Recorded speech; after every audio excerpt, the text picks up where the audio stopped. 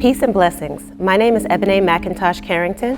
I'm the Chief Executive Officer of New York City Health and Hospitals Harlem, affectionately known as Harlem Hospital. I am born, raised, and made in the village of Harlem, and I have been a part of the FCBC community for over 12 years. I'm Arva Rice, President and CEO of the New York Urban League, and a proud member of the FCBC community for over 7 years.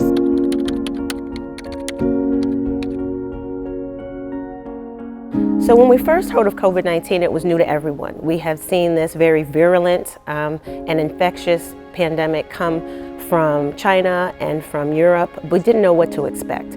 What we didn't appreciate was how significantly people of color would be impacted based on the fact that we live traditionally less healthy lives than other demographics. We are seeing a pandemic of epic proportion.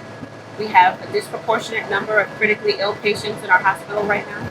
Our emergency department has had to intake surge and operate in ways that it not has before. It started out with us all being told that we needed to go home for a few weeks. And so I took one pen and one pad of paper and headed back and thought that my office would be closed for a couple of weeks. And what started, I thought was going to be the result of a health crisis.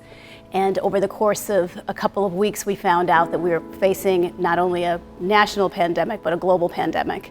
And a few weeks later, with the death of George Floyd, combined with Breonna Taylor and Ahmaud Arbery, we were also facing a racial reckoning.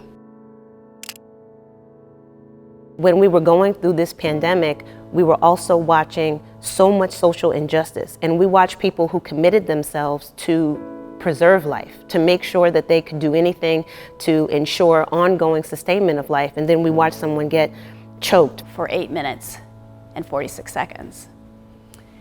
And I'll never forget it, because I cannot imagine having the knee of a person who hated me so much for 8 minutes and 46 seconds the way George Floyd did.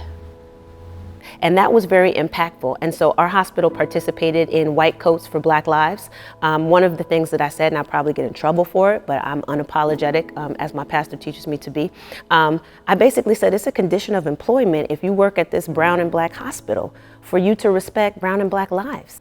While we're angry and can become dispirited and wonder how and why we're still addressing these issues, the fact that we're able to put forward legislation that is led and commissioned by a black woman who leads the New York State Senate, a black man who leads the New York State Assembly, gives me hope that we can have positive changes.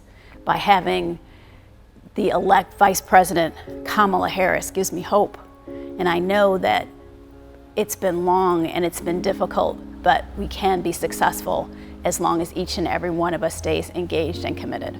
You have to dig deep in order to get the strength to carry on in times like this. And it's okay not to be okay, but not for too long. And so get help if you need it. Be mindful of your mental health. Take care of yourself and really listen to all of the things that the scientists and the health advocates are telling you. Wear a mask. Stay socially distant, do not congregate, and don't leave the house when you're sick. If we can do that, normalcy won't be so far away.